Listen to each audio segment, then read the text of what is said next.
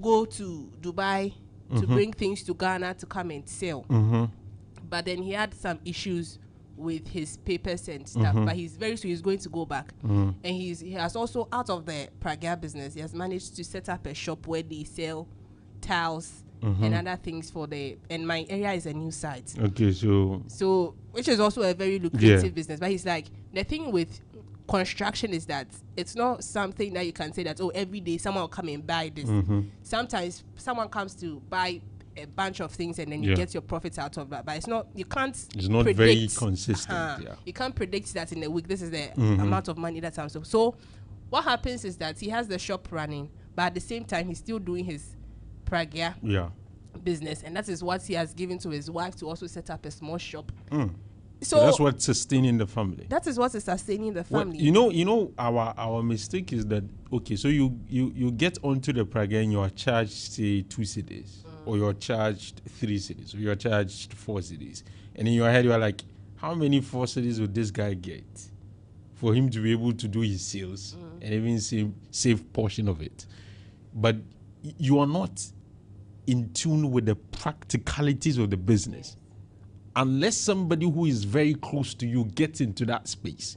So if not for this friend, all the things I've heard about that business will have been, okay, sometimes some people can exaggerate to make some business look very lucrative. I was of the opinion that those conversations I was hearing regarding this particular type of business was like that. And so I did not really give it much attention until this guy, who I have talked to about this same subject, who was hesitant to get into it. And in fact, he refused the idea. And to the extent that he was in critical situation that he more or less had limited options and felt that, well, then let me do it anyway. That's when he realized that this is a gold mine, that this is a huge industry, and that if I'm able to do this for a year, I can even procure my own Pragya. That's amazing. So what I'm saying is that sometimes some businesses you might not respect. Some businesses you might not think it's that profitable. But if you do a very, very thorough calculation, you realize that some of these businesses are more lucrative than some of this, the ones that look nice. Because sometimes you go, okay, maybe you've gotten a shop nice, you've ensured that the shop is looking very nice. But if you look at the sales that you're recording, as compared to somebody who is on the street, in the hustle, in the thick of the hustle, you realize that he rather is making more than you are making. So what I want to do this morning is to demystify this mentality that, for instance, if you've gone to school to a certain level, some jobs are not for you. No. As long as it brings food to the table, as long as you are currently not engaged, even if you are engaged, sometimes you can even consider to maybe leave one, join the other. Or if you can't do it and you have some money, or you can partner with somebody, you can go into agreement, buy it for somebody so that the person is working and then giving you the money. That's cash flow. You know what cash flow does? It's time be a wuska. So when there is an emergency, you can fall on it. Every day you can say, okay, maybe I'm saving 10 cities. At least you're saving something a day. But those of us who are engaged in monthly kind of work, you realize that by the time the money is in, either you've consumed the money in spirit. In other words, you have gone ahead of the money. What this can we answer? So you are using the money to sort out the expenditure you've already, or you may be able, you may have, delayed some of your major expenditures to the extent that when the money comes, you can use 5 days or 10 days to finish the salary that has taken you 30 days to get. Do you understand the point I'm making? Because yeah. And the last time I was also telling someone that, sometimes when we hear that, by the end of the month, I'll be making X amount of money, we automatically assume that, so maybe by 30th May, I'll be worth X amount of money. Forgetting that before you get to the 30th May, you commute from wherever you stay to the workplace. What will go into that? You will go back. You will eat. You will buy sometimes certain things. Yes. So I'm like, actually, the people doing the monthly salary kind of jobs, and they are only relying on that. It baffles me, depending on the work also, it baffles me if only that alone can sustain someone, because if these days it's becoming difficult. Yes, to because if you divide, let's say 30 by the money that you are getting, you realize that some people are even paid under 30 cedis a day. Absolutely. Some people will have to borrow. The last time, as we said, will have to borrow to sustain themselves for the month. Okay, the good thing about this whole thing is that it's rather better to be engaged than not to be engaged to. But I'm saying that, just like you've said, sometimes we should widen our tentacles and not be restricted to say, okay, you have masters, so ABR, you can do certain kinds of work. I believe that we must get to a point where we've come to the realization that, or where we come to the realization that the education sometimes is to give you the exposure, is to give you some bit of knowledge, is to let you understand certain things. But nowadays, in the context of Ghana, education is not guaranteed for jobs. So you might be educated, but you may be lacking a job. So what you need to do is to use your education in whichever field you are. Maybe if the normal Pragya person will be driving without dressing properly, without the courtesy that he is expected to more or less, apply in his job, you perhaps, because of your education, can do better in that regard.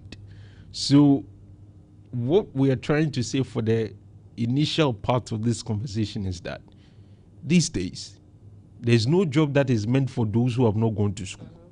And there's a particular job for those who have gone to school or those who live in a particular area.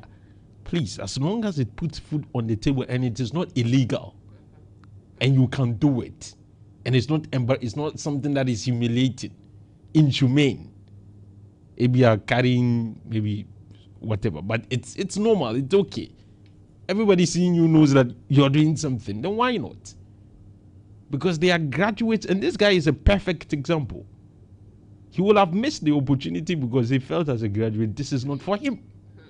But now he was compelled to go into it, and he's now telling us, oh, he didn't know this was what was existing in that kind of business. So it's just to tell you, young people, not even young people, all of us, that there are certain businesses that we do not respect, but they are very, very lucrative if you are to engage somebody who is into it. And we need to, of course, widen our scope and consider some of those things. Now we'll turn our attention to the workers themselves. Those who are doing the monthly kind of work, As for the business people, yes, it's not all rosy. But I am beginning to feel like the business people, when things are going well, compared to when things are normal for monthly workers, I seem to think the business people are better off than the people who are engaged in monthly kind of work.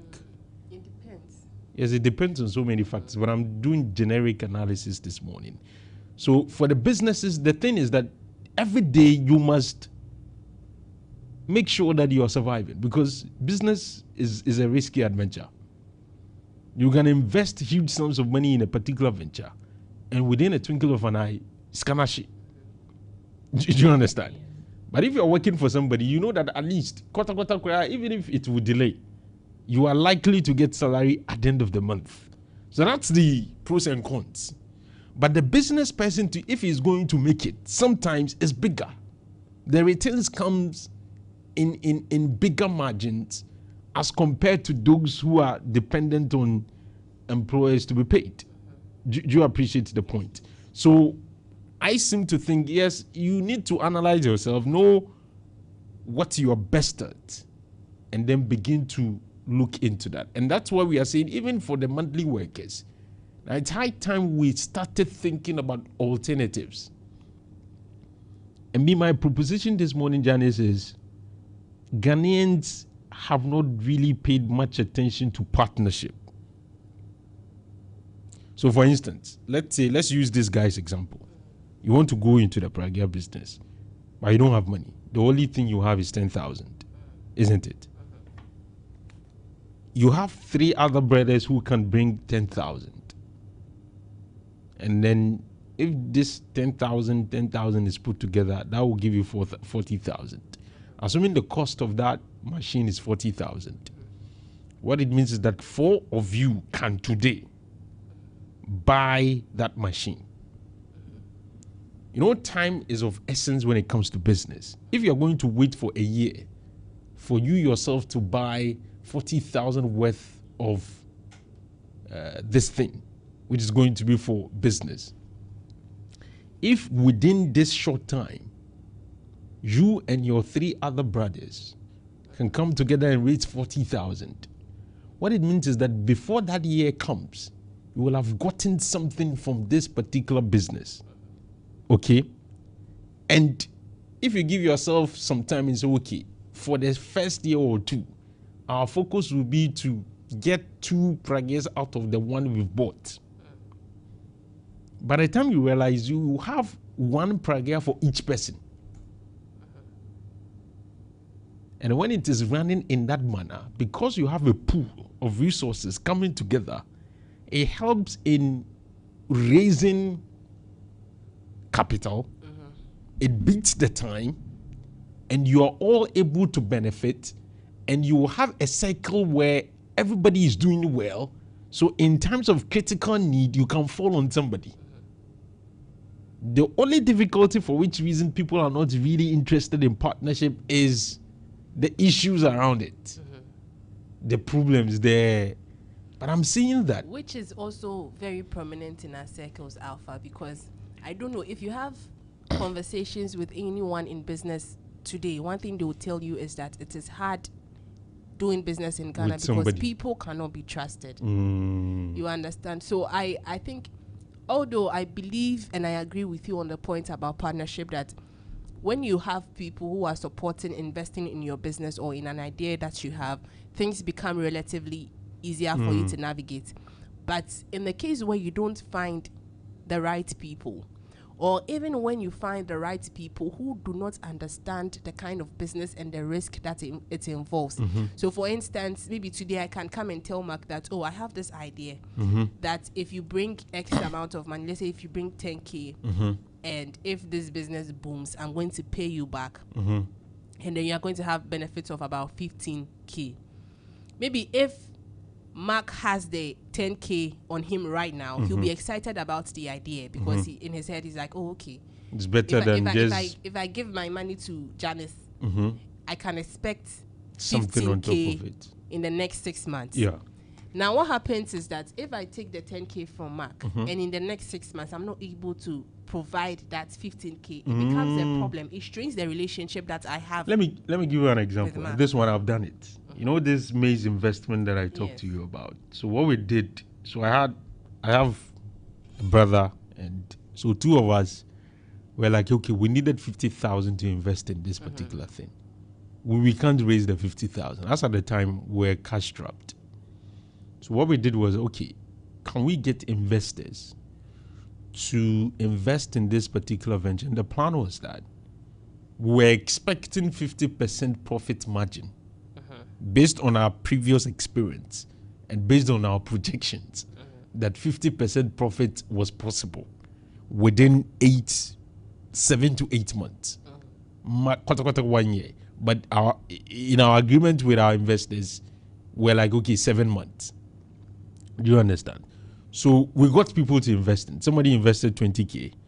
Somebody invested 10K. Now we went into this business, and of course, it's public record. I've told you that the maize investment has become beans. It didn't go according to plan at all. We had issues, problems. But you see, the person who invested, and we signed contracts. It's not like we by word of mouth. No, we signed agreements that, okay, this is the structure of the business. This is what we'll do. This is what you will get at the end of this period. Okay? So we signed, we agreed, we went into it. For the person who invested 20K, even though the business as we speak is not going according to plan, we were compelled to pay him his capital and his 6,000 profit.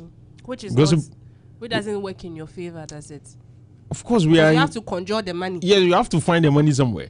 And then the person who invested the 10K, we have given him his 10K and his 3K because we promised him 30% so that we would take 20%. So we're even working for the investors. But now we are in a situation where even the monies that we invested ourselves have not come. We've not even gone to the extent of getting profit, but we have given the investors their money and their profit. And on hindsight, the mistake I think we did was that we promised them profit on capital. We should have promised them profit on the profit, a percentage of the profit. So maybe, okay, if we get 10,000, we'll give you 40% of the 10,000. Maybe we should have approached it in that manner, but we didn't do it that way. We were like, okay, we are going to give you a profit on capital, which is 30%. So then it meant that regardless of how the business had gone, we were bound to give them what we have promised. So we have done that, meaning that we ourselves are challenged in the business. We have to go and borrow and give it to them. So I take your point that that's the difficulty in regards to that. But then the other way of dealing with that, Janice, is that there are different kinds of relationships. So I have a brother who invested in this same venture. We are not overly concerned about him. And he is not giving us so much pressure because he is within the inner circle. And he appreciates. This is somebody that we invest with. And you know, I've told me a lot of the things I do with brothers. Because for them, the understanding is a bit easier. When there is problem, it's easier for somebody to understand than sometimes going, okay. So maybe in looking at partnership, looking at how complex it can be, it must not be anybody that you are related with, at least for the start. You must be sure of the kind of relationship you have with this individual. What's his risk absorption rate, for instance? Because some people have patience. Some people, to their risk, the rate at which they can take risk is, some people, 10,000 now and bad. It's like everything is, they will mess you up. So that's why you need to also assess the kind of relationship. But I'm saying that all in all, I think that sometimes it's better to have a 20% stake or a 10% stake in a business that is worth 1 million than to have 100% stake in 100,000 worth of business. Because the former will give you the opportunity to gain more, and the former will make it easier to start because raising capital will not be as difficult as you raising your own thing. Because there is a pool. Because everybody is bringing something. Okay, but then the difficulty is the relationship, the problems. If Ghanaians were to do that a lot more, graduates who are finishing school can say, let's put 5K together. We can do something.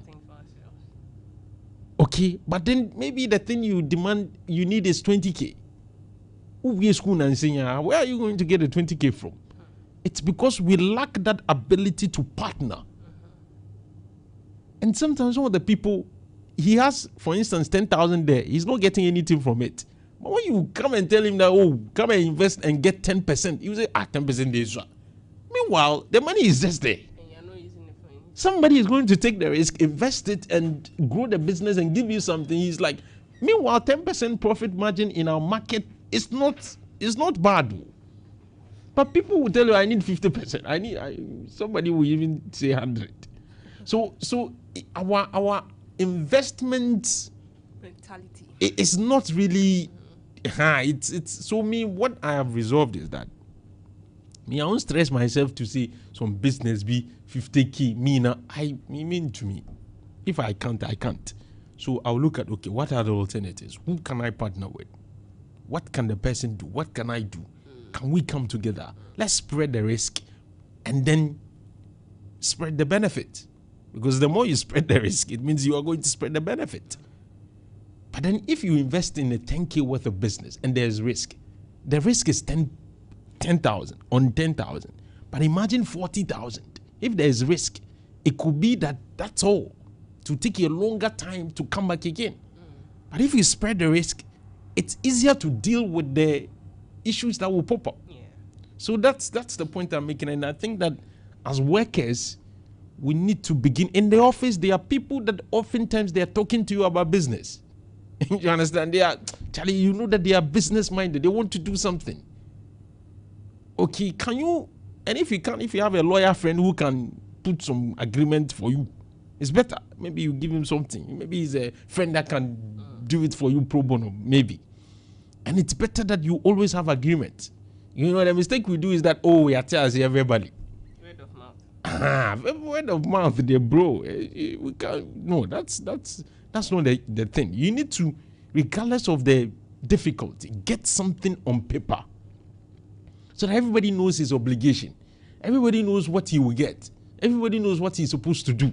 Everybody knows the structure of the business. Everybody knows what to expect. Do you understand? Mm-hmm.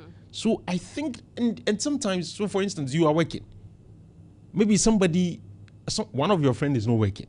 So he can do the operational side of the business. So you can come together and say, okay, we are not going to pay you, but your effort will be monetized. And we are in the office. We will be monitoring from afar. But then you will be the grounds person. So at the end of the day, this is what everybody is going to benefit. That is an idea you can consider, depending on who the person is. So I'm saying for the office people, it's high time we started thinking about alternatives to survive. Because folks, the way things are going, yes, I'm saying that the fact that you've invested that will not mean that you make it. But it is better to try investment and get experience when it comes to investment, so that in the future you become an expert in investment, than to say, hey, investment is risky, so I won't do it. Hey, what if I go and invest everything and the next thing tomorrow, everything has collapsed? Yes, that is a very possible risk. But there could also be the fact that your money will not go waste. At least you will get what you've invested in, but you also get experience. There's also the possibility that you will get your capital plus marginal profit. There's also the possibility of you getting outrageous profit plus your capital. So it's all possible. So what I'm saying is that we need to try, because the work we are doing currently in India is not looking like it's going to sustain us. And young people want to raise family. Currently, you are getting, especially if you are a man, 3,000. Even if you say you're going to give your wife 50 cedis every day, and 50 cedis today, on her lunch, okay, when you squeeze yourself, we can do lunch and supper depending on what you eat. Yeah. But if you buy water, unless you use the Ghana pipe. Yeah. So you're going to struggle. So it means that if you want to raise a family out of this stream of income, so there are three things we've said this morning. If you are an office person and you want to have an alternative, please consider some of the businesses you disrespect. Please go and do your own investigation about it and see what is happening there. I've given you the Prague example. You go, just when you are working and somebody is doing some business, and interact with them all. Like, try to understand. Me, anytime I got onto a boat, I'll ask you. So, Charlie, I don't know. I saying, okay, now, what would you do as compared to the mad driver? I always ask these questions because I want to be interested. I want to know. So, ask and understand. Number 2, let's do well with partnership these days. Because the 30K, you can't raise it alone. It will take time. And the more you are saving, the more problems are coming. It's like problems, they don't like you to save. Have you realized that? Mm-hmm. When you have money in the bank, next day, some issue will come, and then by the time you realize, oh, he's kind of. Do you understand? So the point is, please find good people to relate with. These days, my philosophy is that I want to make my friends my business partners, or my family my friends and business partners. I don't want us to just call each other and just be talking. No. Let's share business ideas. What do you have? What are you doing? How can I play a role in? What if I don't have the means? It's okay. At least in the future, when I get the means, I can come back. So let's convert our friends to business partners, or our family members to. You can do business with your mother. It's possible. You can do business with your sister. It's possible. People are doing it. Your sister knows something you don't know. Your sister temperamentally has something that you don't have. Your sister, in terms of absorbing risk, is better than you may be. So partnership will mean that you balance the situation and it becomes better. So what we are saying is that please partner. And number two, in partnering, know who you're partnering with. Some people on the face value, you know that challenge. This person, when I partner with you understand? So you must understand the individual. It's very important, because as workers, if we don't begin to find options, like, it will be difficult. Life is already difficult. We are all struggling. It's like there is problem, everyday bills, everyday issue, emergencies. How do we navigate through that? It's having alternatives. Imagine if every week you are getting 100 cedis from somewhere, or maybe every day you are getting 50 cedis. You think that's not going to help? That's going to help. That's cash flow. That's liquidity. That's something that you can do something with. You see, what cash flow does is that it gives you opportunities. So please, let's widen this morning. I'm talking as if I'm a businessman. I'm not. I'm just depending on the little experiences. So far, I've done like 3 or 4 investments. But I am fat. But I've still not lost hope. Yeah, I'm still going to do it, because I'm sure that there's one that one day I'll be fat. Do you understand? Because we need to get those options. It's 20 minutes after 8. I don't know, Janice, if you want to say something. Oh no, I think you've said it all about the partnerships and our mentality towards investment. But me, I thought we were going to even talk about the employer situation. Yeah, that is our next conversation. Okay, then we'll take breather and we'll come. You realize we'll come to that. Don't be in a hurry. All right, so we'll get there. There's a lot on your chest. On the investment one, I think you've said it all. But I also want to add that we should also be very open-minded as you are going about your normal activities. Really be looking at things, be observing, be very observant, and then look at things that you can do. Try to find problems and see if you have the capacity, if you have the talent to solve that problem, and that might be profitable to you. We'll take a breather. When we return, we'll talk about what Janice is interested in very much. She's not happy with something, but in future she will become an employer, and then she will say, employees there, employees. Okay, let's take this video, return and continue.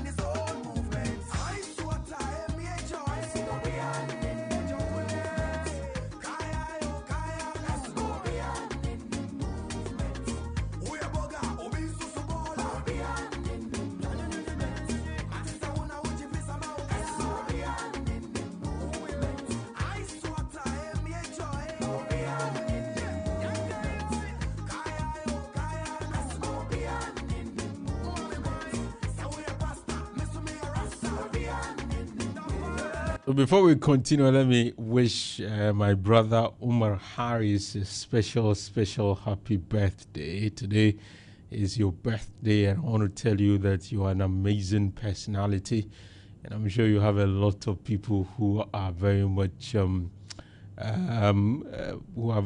inspired by you and are proud of what you are becoming. So today happens to be your birthday, and we're praying for more grace, we're praying for more health, we're praying for more money, more resources, more opportunities, so that next year will be better than the previous year. So have a very, very special happy birthday, Omar Harris. He's also seeking to become a deputy youth organizer for the Asawasi constituency for the NDC, and we pray that you will succeed in that regard. So yes, let's come back and deal with the other leg of the conversation, Janice. What's your view about how employers are treating employees and how employees are treating employers? Again. I think that's for your throat today. I don't know what is inside. I have cold too. Sorry. So the situation is sector specific, Alpha. So some people. On Friday. Your microphone is off.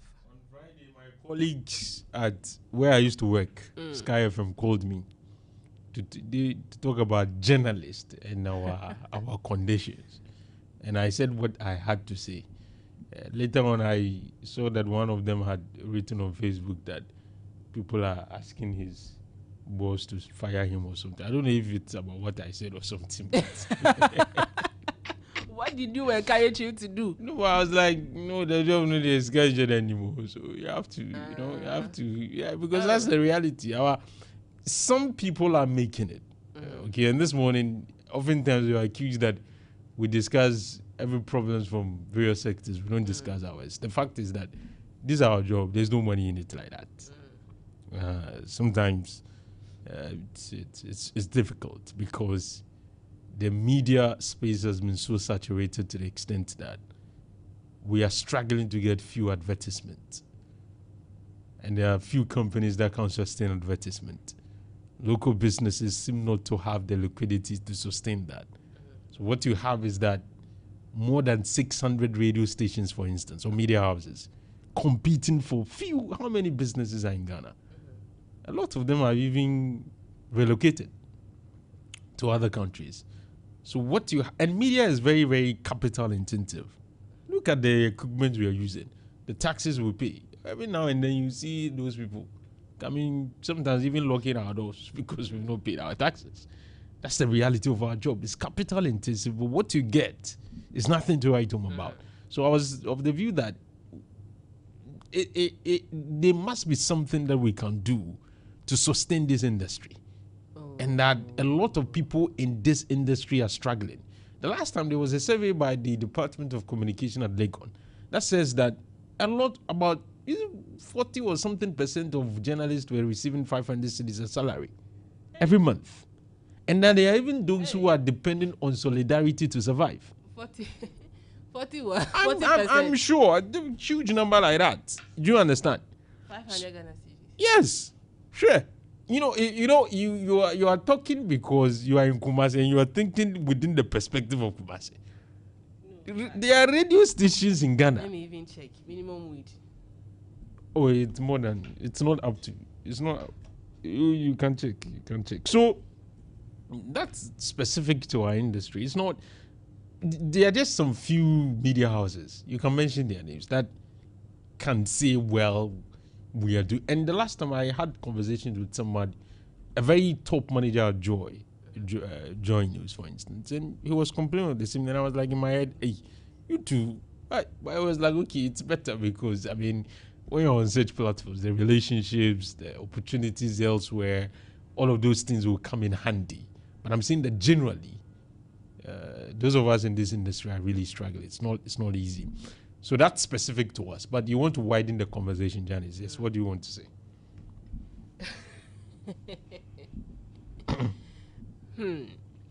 Anyway, when it comes to our industry, I tend to have a rather positive outlook when it comes to the media, and sometimes my friends are shocked, but I think the media landscape is going to transform.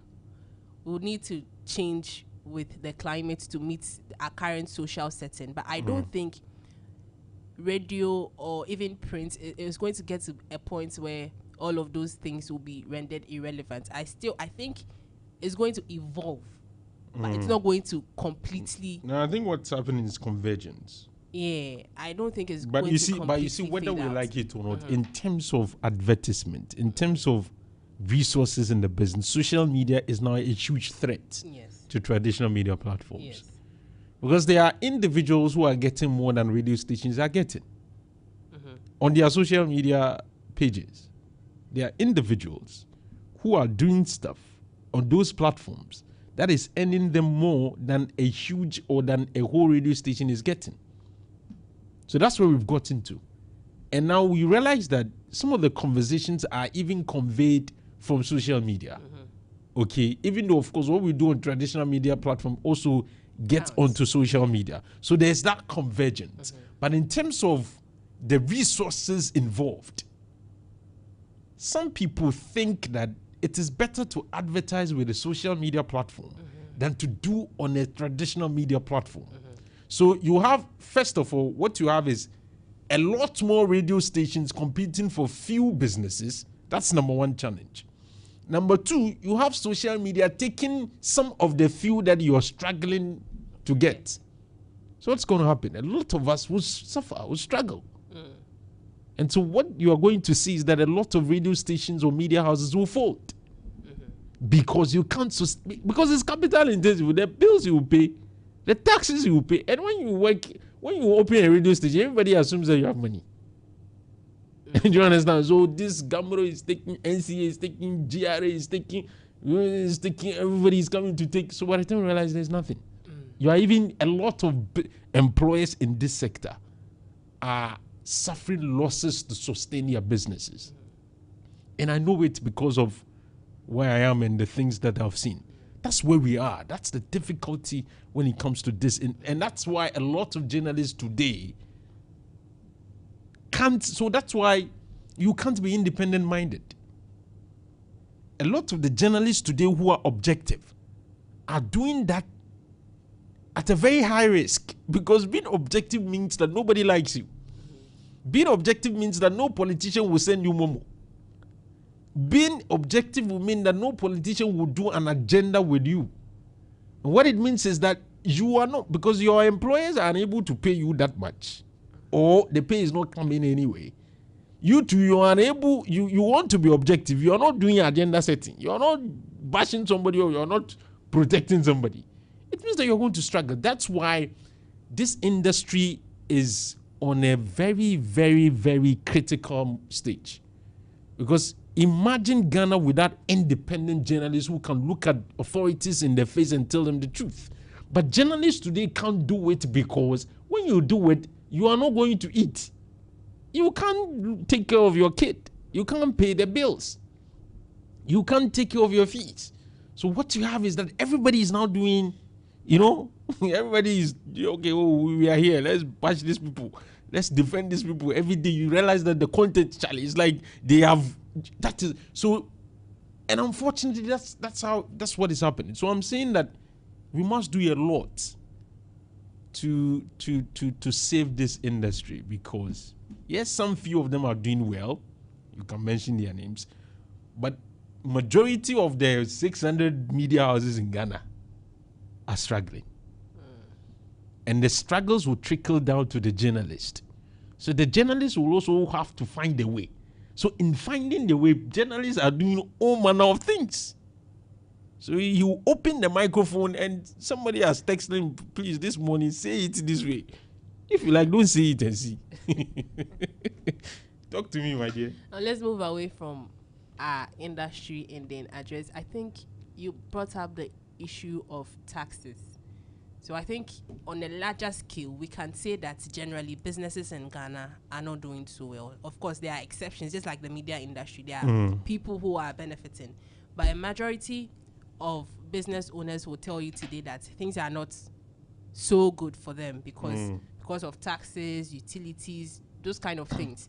And so I think if businesses are not comfortable, if businesses are constantly complaining about this issue, the employees are going to feel the effect of that.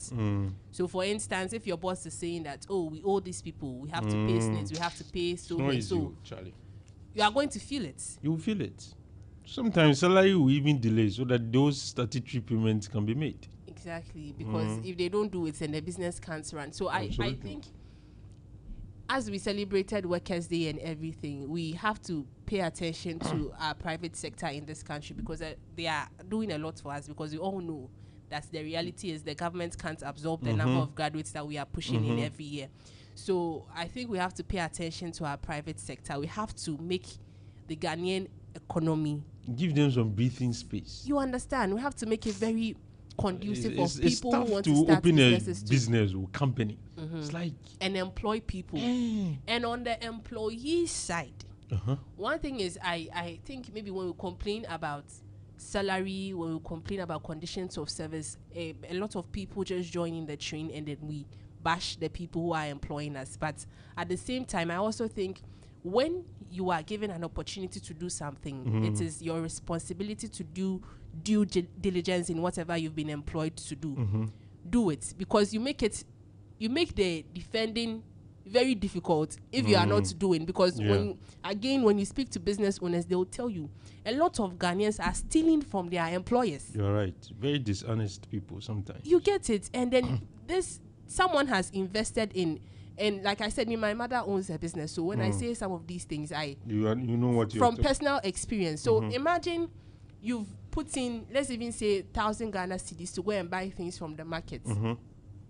So that at the end of the day, you will sell the profit. You have to pay your employees. You have to pay certain things to keep the business moving. Now you buy the 1,000 and the employees, they take from the things that you've bought from the market. Or they even steal some of the profits before you can even account for it. So please, let's be honest as a people. When someone employs you, it is a gateway for other people. So do your things well. Do your things well so that in defending you can defend. Another angle that I also wanted to talk about is the fact that I really think that in this country, when it comes to employment, the employers feel like they are doing the employees a favor. I don't know if you understand. And in a way, it is true. You are giving someone the opportunity, the experience counts and all of that. But I also think an income, sorry. Yeah, I also think they should also be fair. Do you understand? Because I keep making the argument that even if someone is doing 9 to 5, and in Ghana we do more hours, honestly, in most of the jobs that we do more than they. You do 9 to 5. In fact, when you're not doing anything, when you pick your bag, they say no, you have to wait for the 5 to. You get it. that is a chunk of the person's time. I think that employers should begin to consider making the shifts on hourly basis, for instance, so that because you are unable to pay that much because of all the things you're dealing with as an employer, you must also give the employee some space to also do other things and add to what he's doing. Because if you say he should be here, at the end of the day, you onyari. So I think that because sometimes a lot of people can do what they are expected to do within 2 hours. So they can come to you and say, okay, this is my responsibility, this is my task. Let me be quick, do it within 2 hours. And go and find something else to do. Because sometimes the more hours you give to them, they will be idling about. Some of them will be on their phones, TikTok, watching television, not really doing anything. But if we say, okay, Janice, you can do this. You are expected to do this. Okay, we expect you to discharge that responsibility. For instance, let's say from 6 to 10. 6 to 10, worry. Then you're like, okay, let me go and do some quick movement and also get some coins on the other side. At the end of the day, we'll all be helped. But then if you say, I think we need to get to that stage. And it's the attitude of some employers, right? That when they employ you, they think that you are accountable to them for the 24 hours that God has giving you, but meanwhile they are not paying you that amount of money. So I think employers should be generous enough and know that this person that you are employing to come and sit in your office for 12 hours, for 6 hours, the person is pouring a chunk of their lifetime in the work that you are giving them to do. Because at the end of the day, if you're employing someone for 12 hours, 6 hours, it is 6 hours they are spending in your office. And I even not focusing on themselves. I even think on the basis of the 24-hour economy that the government wants to do, as part of it, they should push for us, for Ghanaians to, especially in some sectors, to work on hourly basis and be paid accordingly. This 9 to 5, no. It's the reason why a lot of people are poor. 9 to 5. 4 hours on Friday or 2 o'clock. You understand? Meanwhile, you could have gone elsewhere and do some other thing. Do you understand? Then you are sending interns to go and buy watchy, and people to go and buy this to buy. But then, if you give the person the time, maybe they can develop a skill. Yes. Then to do something. And then they'll be 40 minutes after it. We've said so many things. From my conversation with my Pragya friend to the issues of partnership, business, who to partner with to the issues of the media industry and where we are and what we're dealing with, and also employer-employee relationship, the issues of salaries, the issue of dishonesty, and the issues regarding whether or not we need to be working on hourly basis. Whichever point you are very interested in and you want to contribute to, you can call me now on 0541 022 318. 0541 022 318. Our first caller is joining us. Good morning. Alfa, good morning. Yes, Mr. Dachi. Miti wana pa yi. What are you saying? Ame adu me hwe na ose. Jenny says, also good morning. Good morning, Mr. Teshi. Alfa, only Jenny me small me man me few more. This more year. Kafra. Alfa, brother no. Oh, awen. Only last week chifu Timukwa. Central region. Timukwa chifu. Awen Central region ana ifa. Central region Timukwa na uko. Ma odie ni amani. Ko general ko na bitwe. Ene ze ni kwanje nga ofre ya no pe o. And I still Alfa. Yes, who cried him? I can work hard and I can enjoy him. The priority to me to be focused with you. Alfa, I on our kind and pray and employee for them. Alfa. That Jenny's kind of said that if you say, who can have the whole period to be no, or say when you're who now, what for the Timon, don't be better than you. Alfa. Probably want to say, what we may make my car, car will be obesity, but just come back over your man. No, good idea, tell what I can. Obia will get better on your man. Now, one more person who chair as me run. So, and to get woman says, you know, when never on what I have. As some call, what you are moving, you said you are a Yamaha, so I have many trouble, guys. What can I? I'm not going to go. As who walk the pass over Yetman, who do up a pan a year, no Yanko Crab, Yanko Briscoe. I can't say, tell you, who's a German Yancy. Now, what I hope at all year at Merano. I didn't have my gun at Joanna El Cosu Bebrero, but to me, you because so me at Marcano will be up with Yana. Aba, it is a wound yet, dear. Jaya, and got all Korea to Merano, never in years to find yet, man. Now, only call me a nigger to Macao. Now it's one more mic. About the Macano. That's it, Mr. Chi, for your contribution this morning. That's the thoughts of Mr. Techi there. You can also be part of it. I've summarized what we've talked about, so you can join me in whichever angle you want to take it from. Good morning. Good morning, Alfa. Yes, you are talk to me. Alfa, I like your first discussion about how people see certain jobs before engaging in those kind of jobs. I will advise that people should not look at the color of a particular job before they invest in them. Sometimes you wouldn't be happy to be riding Pragia or something of that sort. But I think what matters most is the income. Recently, I sat down with my younger brother, who is fifth behind me. He went into a project, he made some money. As you speak, he bought 3 of these Pragia. Alfa.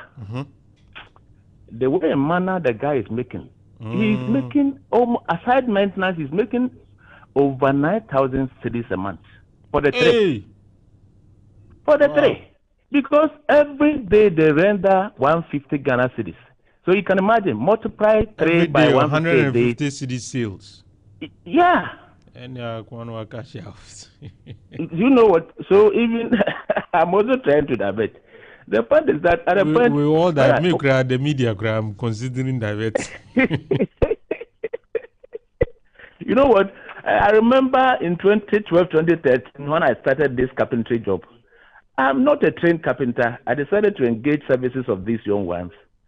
2013, out of this, I'm having my house with my wife. You see, there are certain jobs that you underrate them. You underrate them physically, but I think if you get into them and you manage your resources, well, I tell you, you make money. Because that time, people could come to the shop and buy 5 sets of sofa. At that time, we were selling it around 2,000 and thereabout in a day. Wow. You can imagine. People were buying wardrobes, beds, and the rest. But when you meet us at that place, we are not in ties, we are not in suits and other things, but we were still making money. So the youth, that is the good advice you offered them this morning. And that of the social media and journalism proper, I tell you, there must be some regulations. Because it appears these social media, they scoop all the exclusive interviews and whatever information before you people also bring them on radio and on television. So it appears that some of us will listen to radio in a way because we know that radio is composed, people should not get me, it's composed with matured and trained people to bring out certain information. They know how to go about it, how to say it, and when to say it. This one is unprofessional. Many of them are unprofessional. And as we speak, there's nobody to regulate the activities of this social media. They can bring out any information without cross-checking and double-checking their facts. But that one too, I will appeal to the NCA to make sure that they regulate the social media in order not to, let people devote so much interest. Because some of these issues that they bring up, sometimes you go deep into them and they have no basis. And sometimes they don't even investigate before coming out to bring it to the public domain. So it's up to the NCA and the Media Commission to ensure that they regulate so that the journalism that we all know, people like you will get us the right information. Thank you. Thank you very much for joining us, BY, with your submission. You can also call me on 0541 022318 and join our conversation this morning. Good morning. Hello, good morning. Morning. Yes, Nigeria woman back up. I'll meet you. What to say? Me and me who you now say. Yeah, me who you. Mr. Tetisa ni mami you. Bajoin. Yo, one pa amantem samra why? You me show say what? What say? See me show say what? Mane yako. Yo, me mane yako oni Mr. Me mami aka 2 weeks ni ade ne ko kwa kwashefom. Ye ni. Die. Se ne be ye ni. Enti no. Me ko masam so no. Eye sa employee am working. Yes, obi akọ pragia. Edi ama obi se won kama no. Na wo so nya bibi. Na boy etimi ekoton pragia no mo obi foforo. Edi hu sika. Edi janko. Eye. Edi no ni pada sani ankasa no. Wo mo asamo ye den, eye den. Na presuso no mami mo me mampani abaso wa ya die akoso mo dawi e siye wati ejina ni naso aboduma kasa ma ejejirane na so nti ano transformers no so no wade ba santimemu abesiesie ma obia duma eden akoso mummy mo na baso na mo pampa ibonta enta na ti excellency Dr. Mahama osubone gonja jisi papa bi esem se jata wo moduma o se ya from place ayi bridge wo di batu so se ya grofo na ba na yenye ni denie Mahama Oka obeyo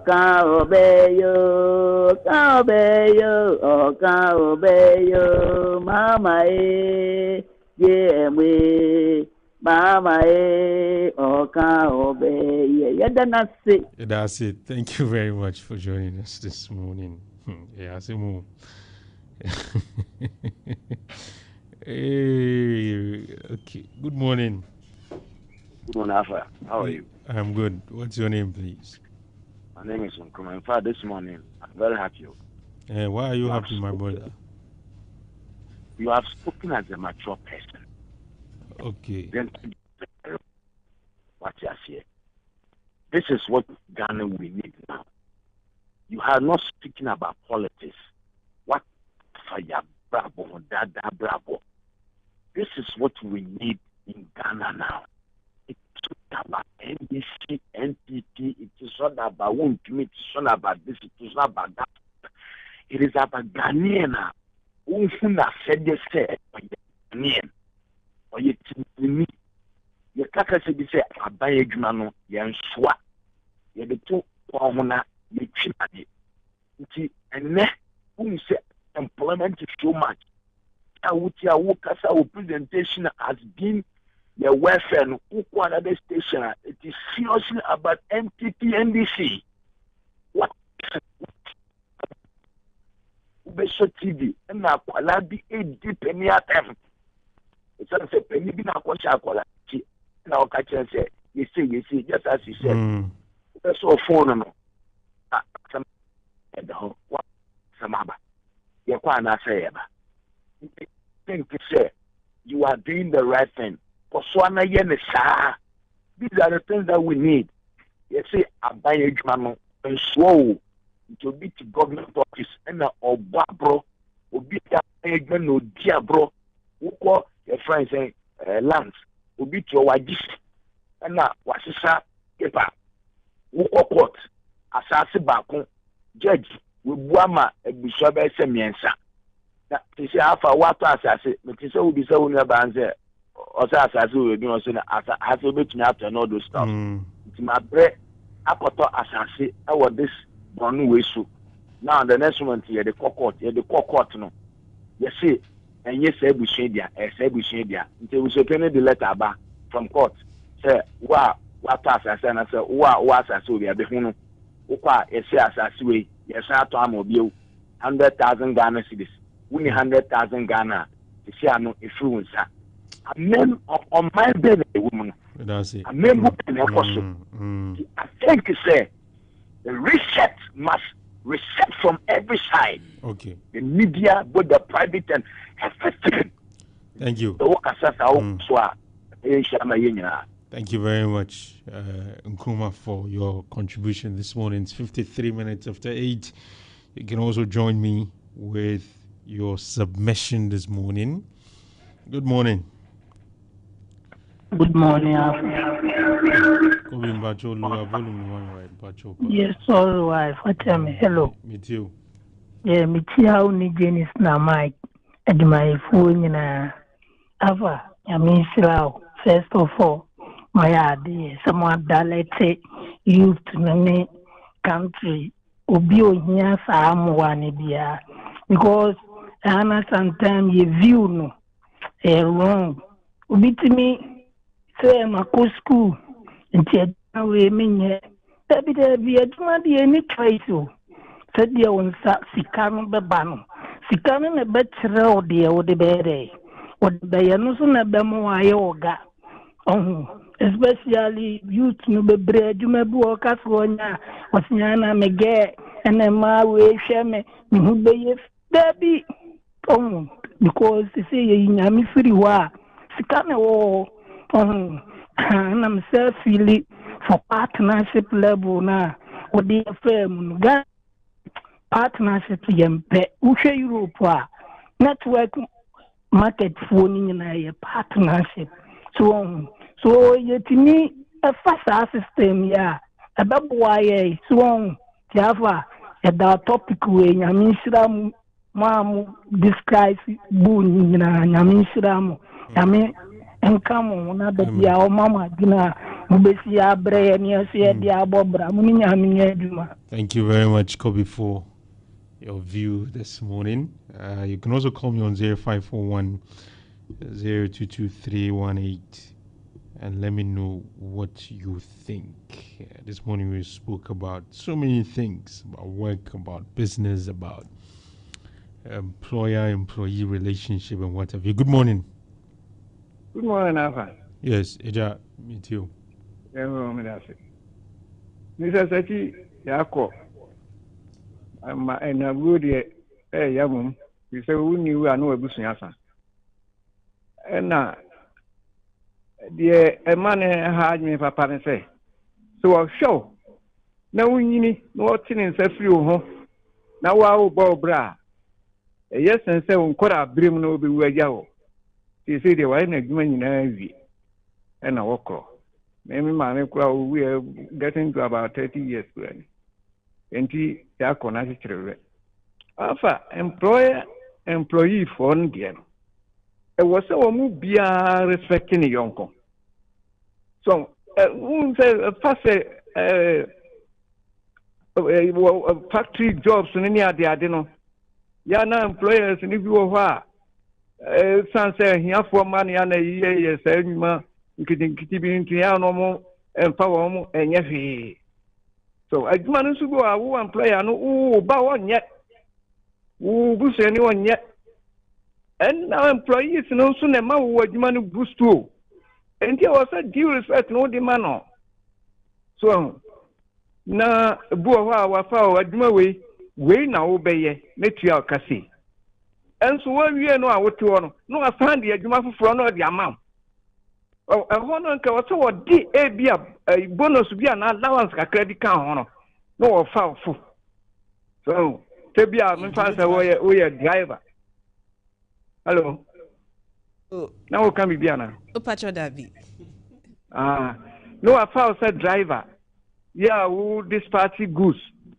Who did the chrono? I say no, a person once who could do a well say you near mano. And now say low do near ma. Oh, and we are extra in our dear canon. And here was all the allowance. The Kakradi canon, that is one also near G. Edmano, oh, you know. So, I guess I obey you when you call baby. So, you know, respect, I was a Ubiadima. And now do on swap. Uchiani Kati said, dear, who near mano, obey you. So, school feeding for you.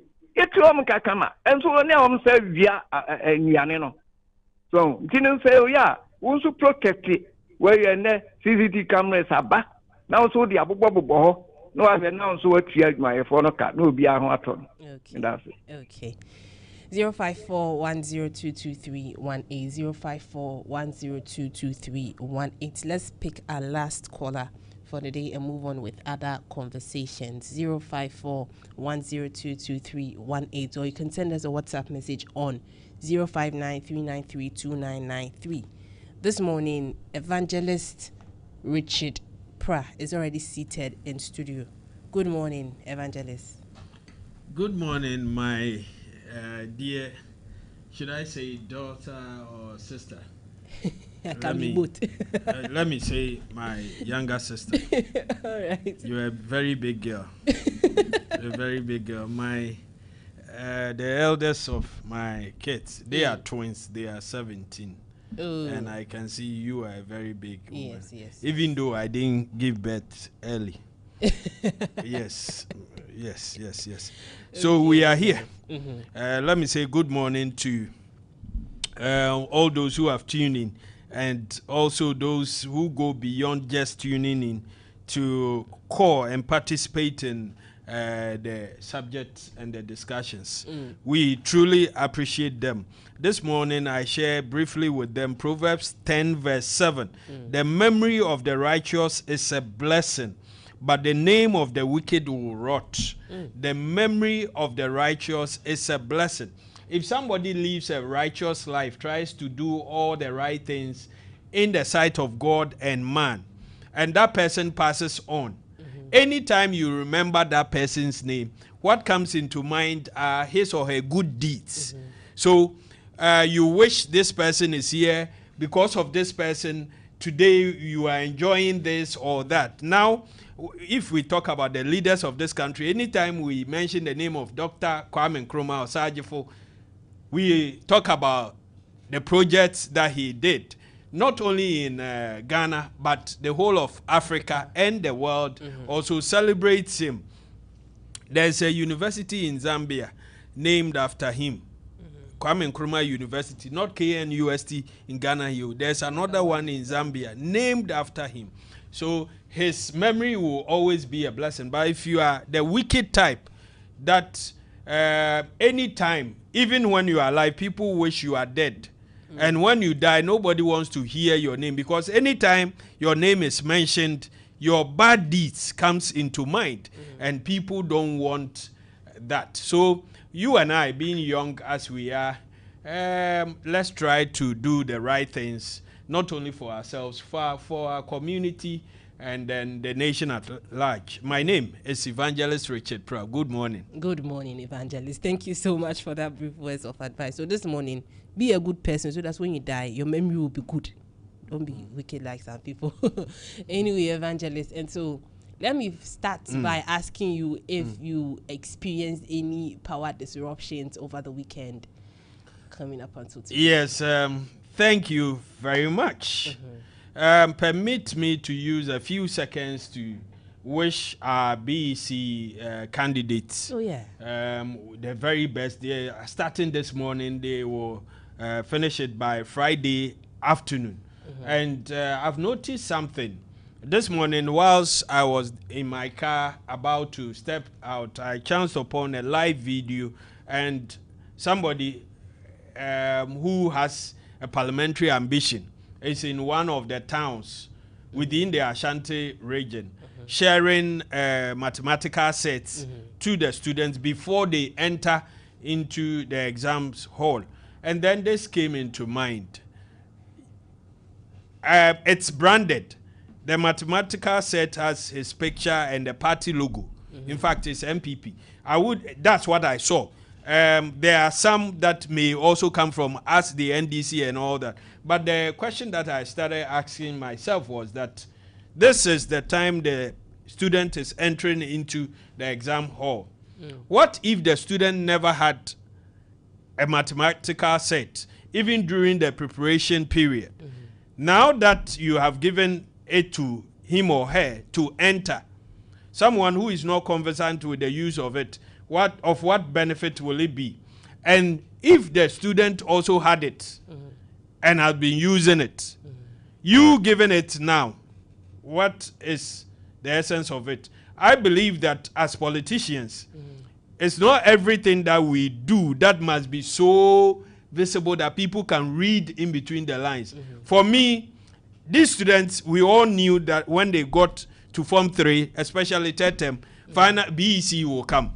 Why don't you go there early and give it to them? So those who do not have it can use it ahead of time, so they will be conversant with the use of it. Oh, but Evangelist, sometimes for some of us, we start training with the mathematical sex. You know how exam time, people leave theirs at home, someone steals yours. So just for the minor inconveniences. So even in certain schools, they keep some of these things on standby, so that just in case you get to the exam and you've forgotten that you are supposed to have you've left it home or something, or someone has taken yours, or something has happened, you can just have one at hand and use it. So, absolutely. I do not condemn it in total, but I'm just looking at it from my also perspective. So we wish them the very best. I would advise my brothers and sisters, politicians, let's try and go and give it to them ahead of time. Certainly, some will be stolen, some will be broken and all that.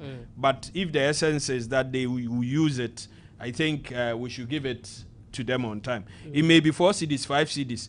Buying for maybe 200 students or even 50 students, it's money. So we appreciate that and we wish them well. Yes, please. The light issue. What is brothers and sisters in the MPP now saying? No, I first mine. Yes, I'm coming there. Mine has been stable for the past 72 hours. Okay. Very stable. I'm coming from Daban Sokoban new site. It's been stable. And when we went into what we will call the disruptions, what was the reason? The Minister for Energy and Natural Resources, Green Transition, came to brief us that these disruptions are as a result of some transformers being replaced. They brought some videos of even my party people who said something or wrote something on social media that transformer changes should not bring disruptions and all that. Even I've seen a post that was made in, I think, 2020 by my minister today. And for me, the question that I kept asking myself is that what really is the cause? The minister said we are changing transformers. I saw videos. Even when it was raining, I saw transformers being changed. Even in my area, we are under Subin. There's one in Shiaso substation. When you are going to the Ridge area, that caters for a large part of the city. I saw work going on. Certainly, if you are changing the transformer, the light will go off. It may be for hours. Sometimes it runs into days, depending on the work. So I understood it. Whilst that was going on, we all heard of the fire outbreak at Akosomo substation. And that caused a disruption. We get almost about 20% of the electricity from there. That was also explained. The engineers did not sleep on the job. They worked 24 hours. 24 hours. And I joined the president and the minister to celebrate that young lady, an engineer, who is doing her service. And the minister went there one night to inspect.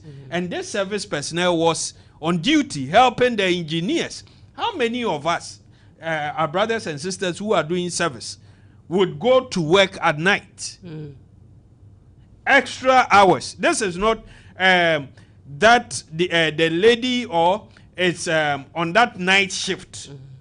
But she was there because of the emergency at hand. Now, do you know that the president has instructed that we give that lady an automatic employment? So it's a lesson that our brothers and sisters doing their service must learn.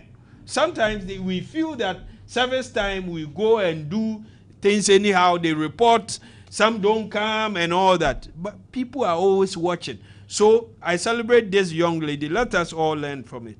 We all knew the problem. Yet our brothers and sisters from the MPP thought they could make some political capital out of it. For me, I knew it wasn't a smart move. Because today, the issues are there. The NDC, there is a history with Dumso. Under even President Rawlings, the late, may his soul rest in peace, Dumso came. That is when he introduced the thermal plant at Abuadze. That came as an emergency and solved the issue because we are expanding economically and everything. We are expanding. We needed more. Akosombo was not enough to cater for us all. And I remember those in the 90s, 80s, coming to 90s. When there's no rain, the Akosombo level drops and they had to ration. Akosombo has 6 turbines. Sometimes whilst the drought lingers on, from 6 it goes to 5, it goes to 4, 3, and the crisis begins. President Rawlings solved it then. But the energy situation is that every year you need to know how much you have to add on. And then with even excess capacity, if a year passes by without you adding on, 2-3 years, it becomes a crisis period. So President Kufuor also came. There was crisis. There was doomsday under President Kufuor. What did he do? He brought in some machines. Dr. Charles Rekubrobe, then the VRA boss, described the machines President Kufuor brought as toys. Toy machine. You can Google, it's there. Which means toy machines do not solve problems. I have a pen in my hand. They are toy pens. Toy pens can never write a letter. They are useless. And then the second thing President Kufuor did was to send our pastors, some of whom today are still alive, to Akosumo to stand and stretch their hand over the water to pray for divine intervention. And then President Mills came. The crisis was still there. What did President Mills do? As of that time, we had discovered oil in its commercial quantities, but the gas was being fled, meaning we were burning it into the air. The videos are there. Everything I'm saying, you can verify. So we needed a gas plant.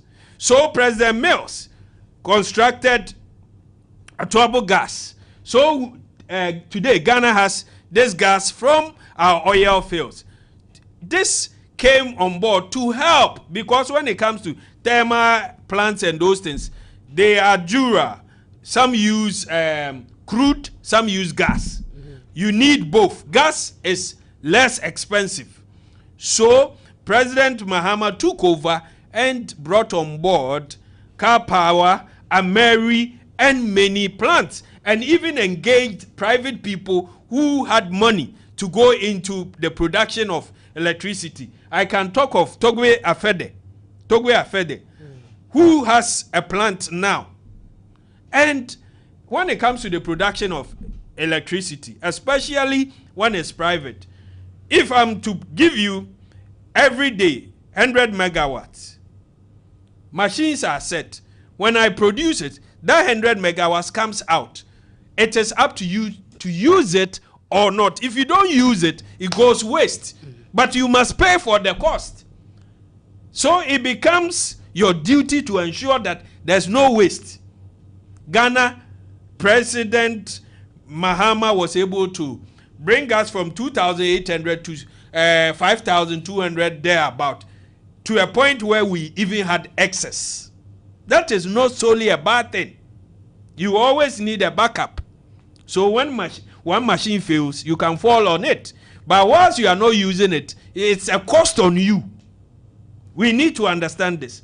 Now, President Mahama, the challenges became intense. He said he will make Dumso a thing of the past. True to his words. Today, the MPP will tell us that under them, 8 years, we didn't encounter any crisis. But they failed to give credit to the person who solved it and even gave us excess. They started complaining, oh, we have excess and that we are losing money by the day. You see, when you give birth to a very bad son or daughter, even properties that you leave becomes a problem to that bad child. They will start shouting, my father has built a mall. How do I manage it? Evangelist, now let's be progressive. Go on. Going forward. Do you think that the solution that we have now, because the energy minister has come to inform us that now the power generation grid has been fully re-established, so they are now fully functioning. Do you think it is sustainable? Very sustainable, but I would say that in the interim, those who have followed it critically, the station that got burnt has to be rebuilt. The engineers have been able to bypass the systems, which means that it's temporary. whilst we are enjoying this temporary connection, they are bringing in new machines to reconstruct, even high-tech machines to reconstruct the burnt one. When they are done, they have to reconnect it through the system again. That will bring another temporary disruptions. Okay, so it will happen again. We are going to experience. It will not be intense. It may take, if you look at the days they spent to bring everything on board, they were doing it per the days. Now we have all the systems back. So if we are going to even use 6 months to construct the new one, in the interim, we will enjoy it. But when they are done, the engineers will be able to come and tell us that they will need 1 day, 2 days, or 3 days to reconnect the whole thing back. And I know it's also going to be systematic, one after the other, until it's done. So these temporary lies off, let us expect it. Sometimes it may be localized. Let us also not forget that this transformer changes is still ongoing. So it may not be on that large scale.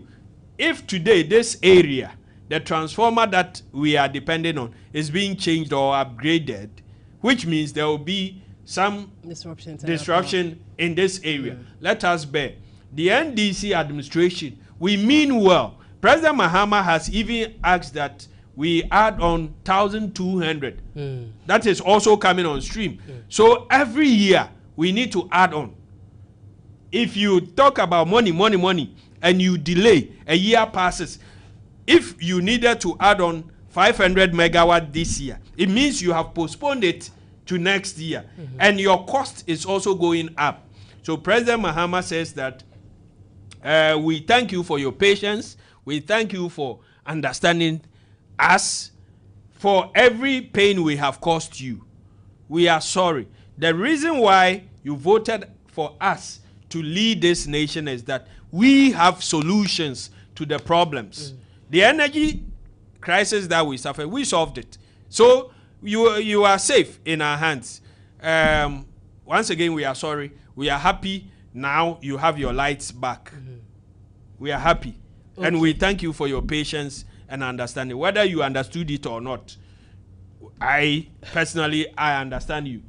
Nobody enjoyed being in darkness. Some lost money. For us in the business sector, even if I have a plant, I had to fuel it. I thank God today even fuel is much cheaper than the MPP left it. Under the MPP, it was more higher than it is today. But I must also once again say we are sorry for any inconvenience caused, for any money lost. We pray that the good Lord who has given us the NDC and President John Dramani Mahama and this administration the wisdom to manage, not only manage, but to solve problems and to ensure that going forward we do not encounter such.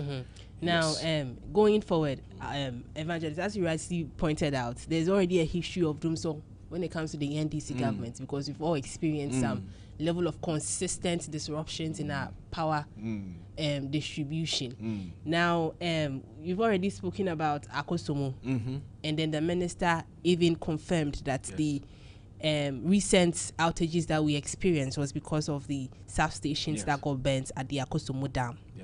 Meanwhile, people for us in the Ashanti region, we are already complaining about the power outages even before the whole Akosomo situation, and then that one too, we got an explanation that it was because they were looking at replacing certain transformers that were damaged, others were overloaded, and so they were looking at fixing that issues, and so transformers were going to be replaced.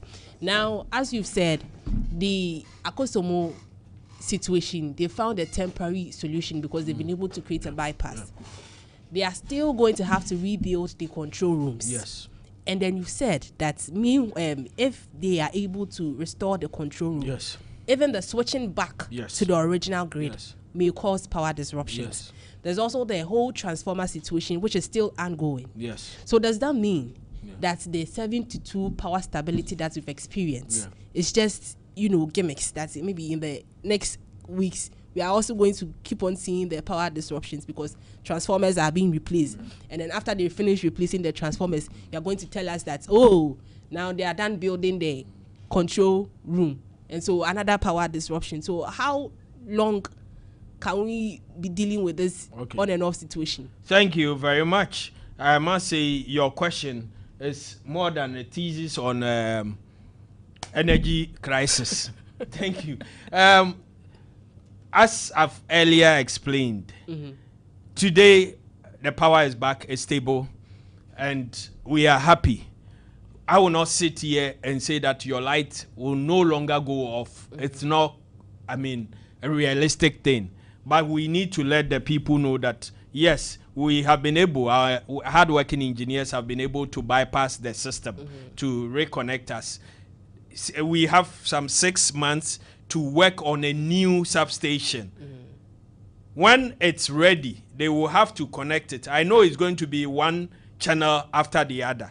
The channel that you are on, if we are moving it back into the system, the engineers will have to come and tell us the areas that will be affected and how long it will take for them to bring it back. We need to understand.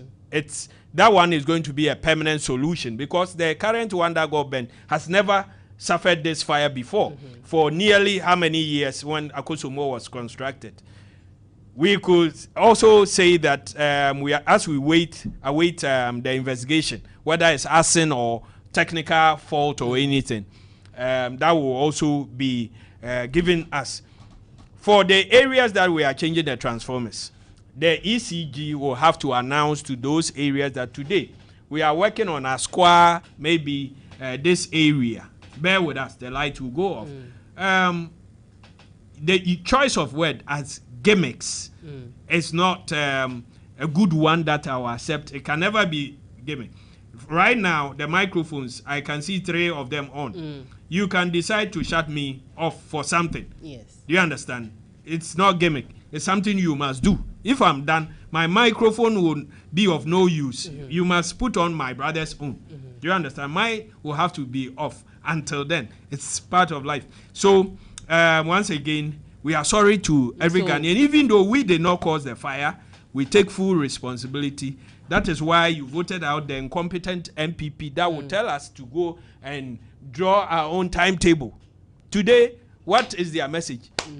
Alaji, I can see he has ironed his linen very nicely. He did not sleep in darkness. Alaji cannot sit here and tell me that he slept in darkness. That will have to be investigated. We all need power.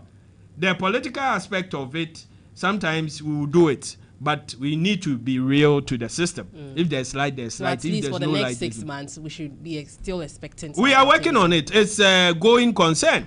It's not static. It's not an event. It's a process. So we are working to improve on the lights situation for you. Okay. Bear with us. All right. So thank you. Alaji to say do. Ask him the same long linen shirt. Alaji, how are you? Not too good. Oh. Yes. The system that we are in. I mean, this NDC government. You see, they always. They don't tell us the truth. Okay, they are always being economical with the truth. They distort facts. They say things as and when they want. And you see, look, businesses are suffering in this country. I was very happy when you and Alfa were discussing issues of businesses. Okay. Abaisa is here. Look, you see, private businesses are suffering. And we always say that private sector is the engine of growth. Is that not the case? Look, let me even go to the financial sector. Most of them do collections and other adds up on Fridays.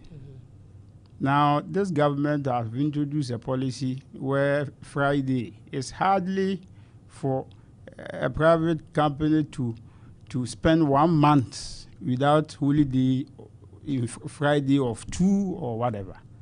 But to the employee, it's fine, okay?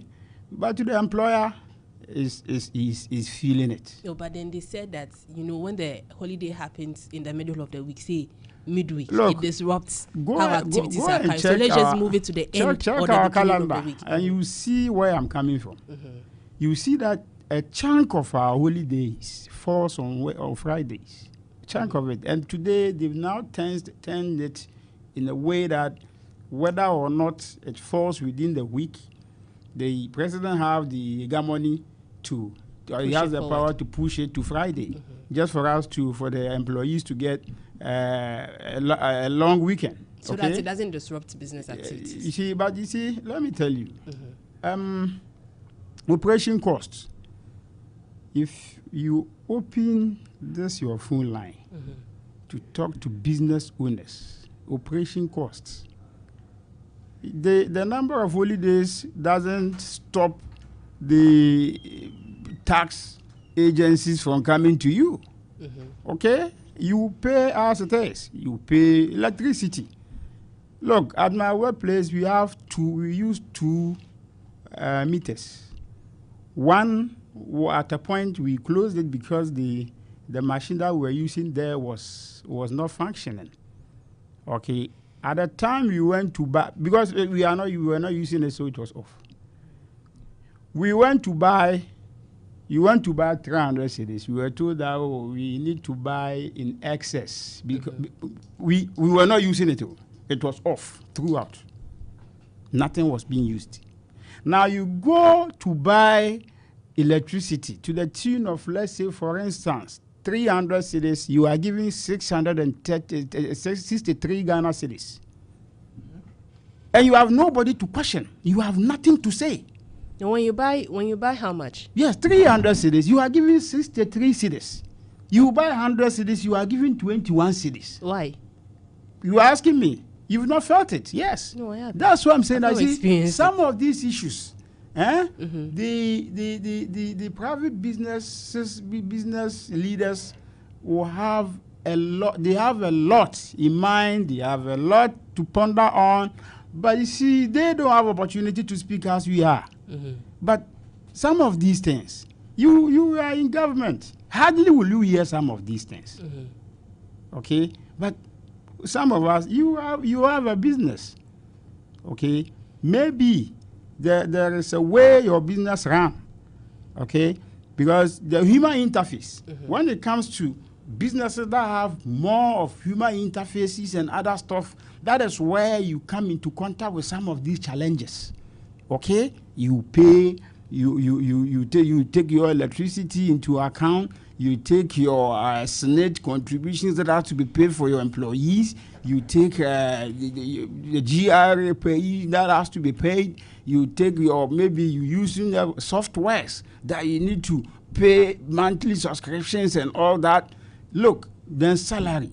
You put all these things together and you know where the business owner is coming from. You see, you are in government.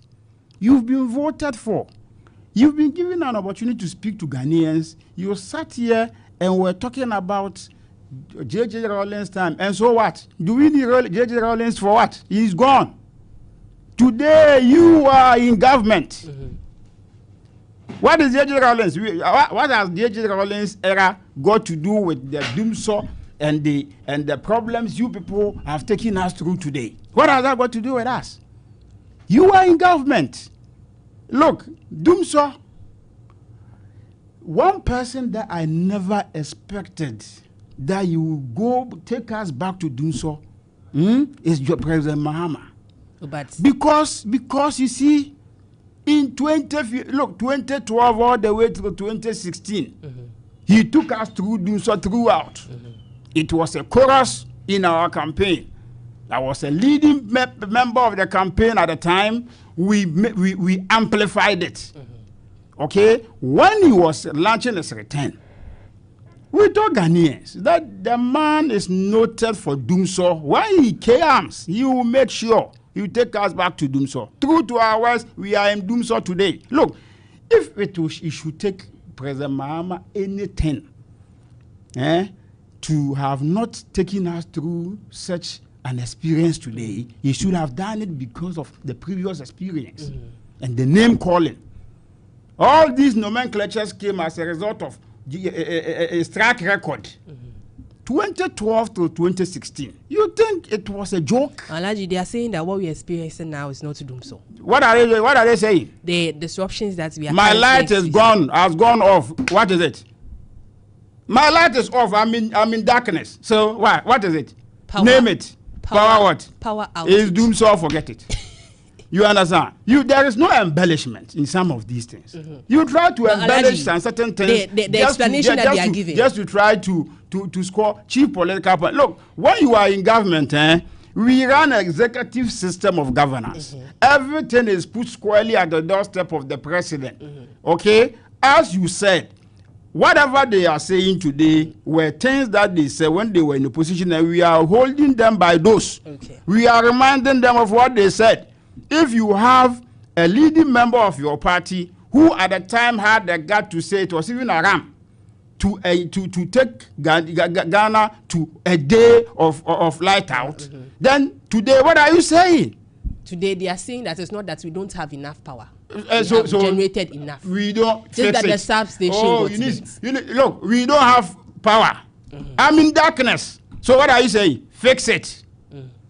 So no amount of justifications, no amount of big English and rhetorics can change our stance. The power grids have been restored, Alaji. Do you think it's getting better? We want electricity. Even yesterday, my light went off. Oh. Other areas were complaining. So what are they saying? Evangelist said for the past 72 hours. And for him, what are you expecting him to say? For him, he has to say that. He is in government. He's a gold board member. Gold board. He's an appointee of President Mahama, this government. So what are you expecting him to say? They don't turn off his lights. Whether it goes off or it doesn't, were you there with him?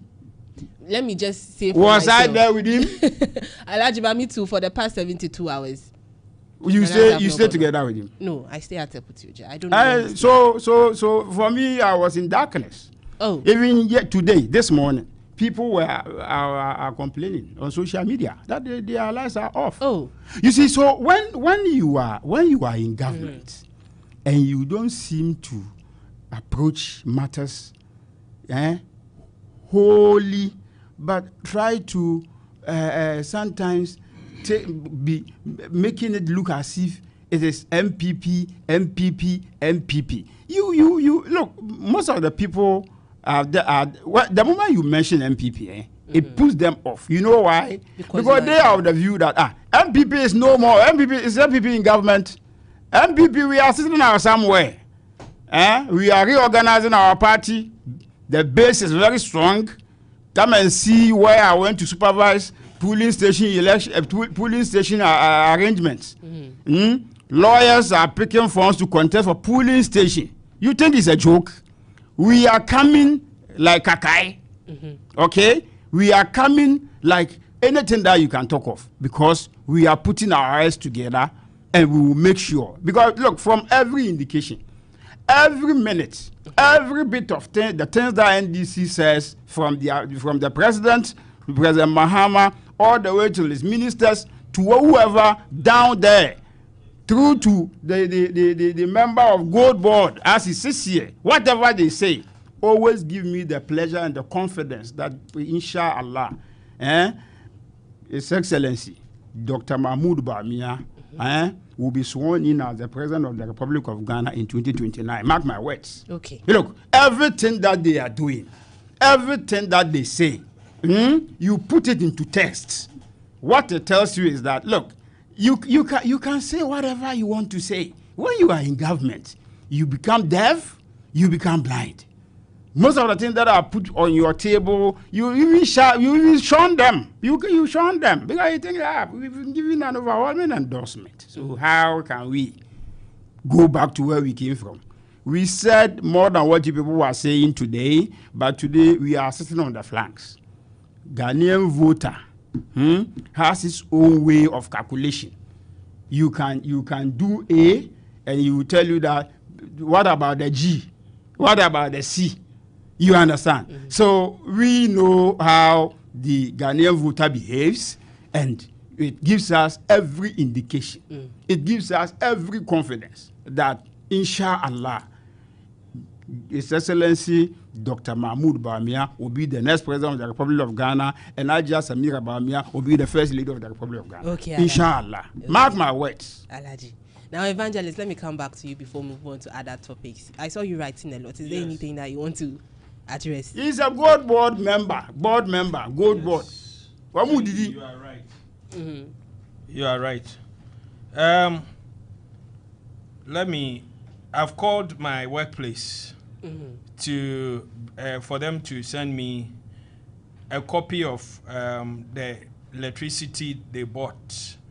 Okay, it's in here just to help my brother.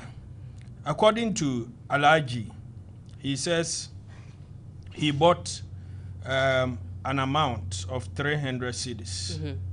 Good. And they gave him 60 cedis. Mm-hmm. Let's do this quickly. Not even now. 3 days ago, right?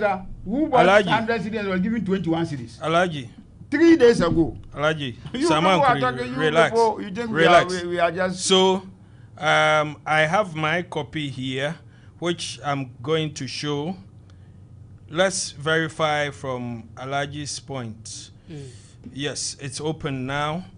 I also bought 300 cedis, and they deducted total fees 12.4 cedis. What I got so less was than 15 cedis. 287.57. This is it. I can pass it on to you. Mark, please take it. Senior, take it. Sometimes they also verify. Sometimes for me they do deduction. Sometimes they don't do deduction. Sometimes they even give you the bulk of the amount you purchase. Good. They decide what to give you. So this thing you cannot. Yeah, even with this. I mean. I like you. Relax. People should stop. You saw me stepping out to make a call. I had to call the office for them to send me a copy. That's it. The date and everything.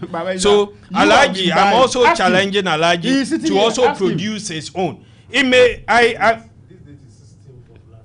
yes, that's for last month. I'm not disputing Alaji's phone, somebody bought 3 but days I ago, find you are it difficult to accept what he's saying. 3 days maybe ago, Alaji, relax. I'm coming there. Relax. 21. Relax. I'm saying I'm not disputing it. You know that this 12 point something CDs that have been deducted, if this month I don't buy and this 300 takes me 2 or 3 months, anytime I go, they will calculate it. It's not going to be 12.4. It's going to be double. Do you understand? So sometimes you need to understand, if you buy more and say, okay, this one is for 6 months, and 6 months you don't buy, remember that all the taxes, the deductions will be compiled. I have a shop that also, it's a vendor to ECG. There are people who come with 100 cedis. Their consumption is very small. Some, for 3 months, they've not bought. Then they come with 100 cedis. And sometimes that 100 is not even enough. So Alaji was deducted because yes. of Alaji, is it true? So if I buy power, if I buy power, contact the office. They will explain it. I use it wisely in that I disconnect some of the appliances that I don't use. Does that mean that anytime I buy, it has to be deducted? Is that what you are saying? You can't say that. Alaji, relax. I'm not. Look, when we are feeling a heat, when something is new in our system, you suffer because you explain.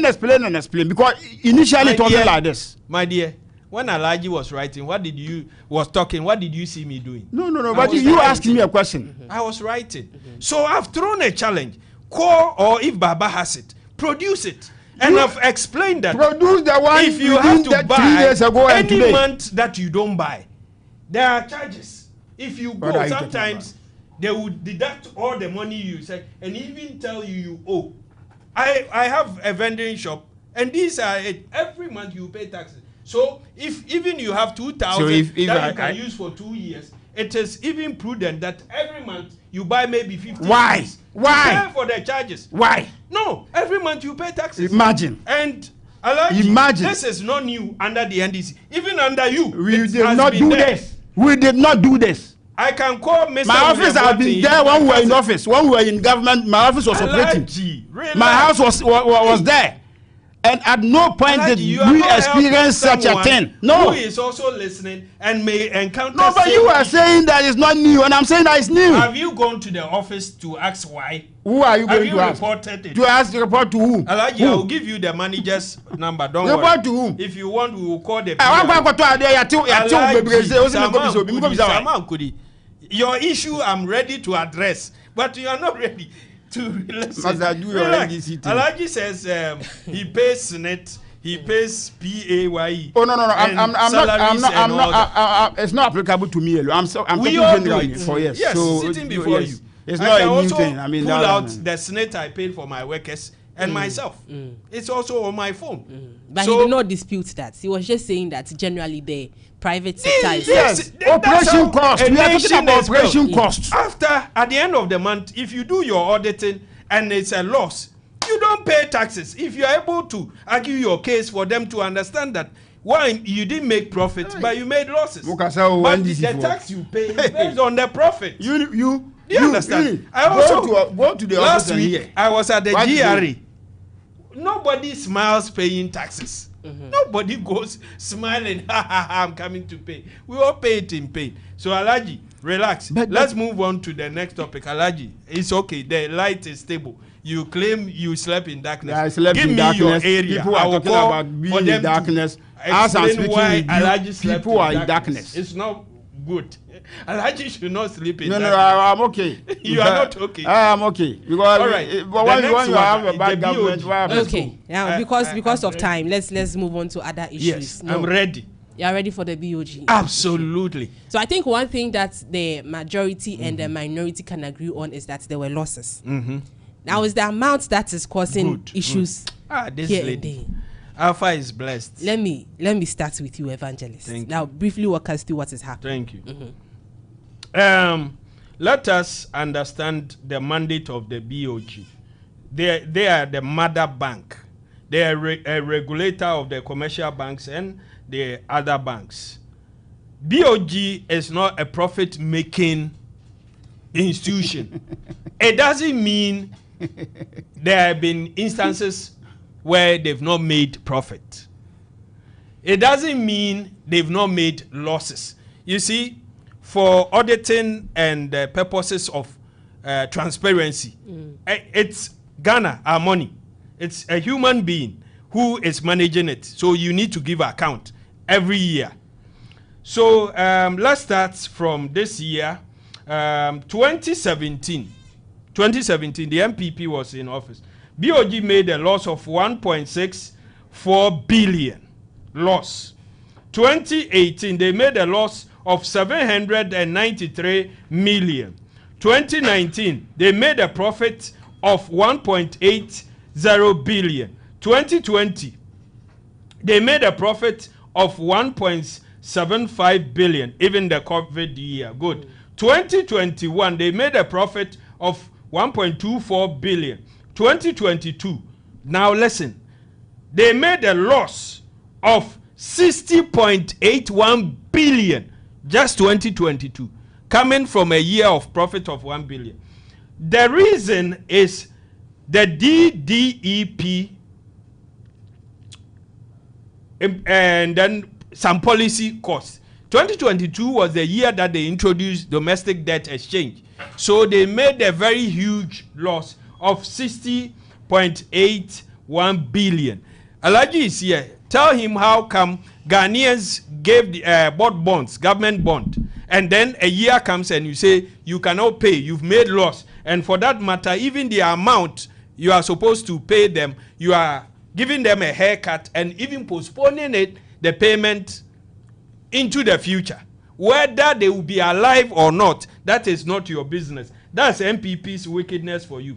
2023, they made a loss of 10.55 billion. 2024, a loss of 9.49 billion. In 8 years, there were only 3 years that they made profits. If you put their 3-year profits together, you can see that it's not even up to 4 billion. It's not even up to 5 billion. But in 2022, they made a loss of 60.81 billion. Now, what are they talking about when it comes to 2025 under the NDC? For the MPP, they should up their game. This kind of opposition is not attractive, and it's not making their party look better in the eyes of the Ghanaians. I've gone to the BOG website. BOG reports inflation. They, from 2025, they picked inflation from 23.8% and ended the year at 5.4% inflation.